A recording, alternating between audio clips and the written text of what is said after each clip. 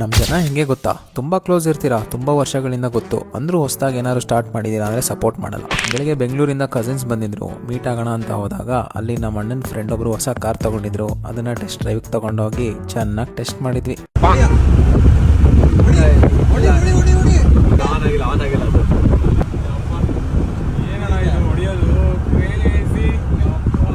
ವಾಪಸ್ ಸ್ಟೋರಿಗೆ ಬರೋಣ. ನನ್ನ ಎಕ್ಸಾಂಪಲ್ ತಗೊಳ್ಳೋಣ. ಸುಮಾರು ಜನ ನನ್ನ ಕಾಲೇಜ್ ಫ್ರೆಂಡ್ಸ್, ಸೀನಿಯರ್ಸ್ ಗೊತ್ತಿರೋರು ನನ್ನ ಪೇಜ್ಗೆ ಬರ್ತಾರೆ, ಸ್ಟೋರಿ ನೋಡ್ತಾರೆ, ಕ್ವಶನ್ ಸಾಲ್ವ್ ಮಾಡ್ತಾರೆ.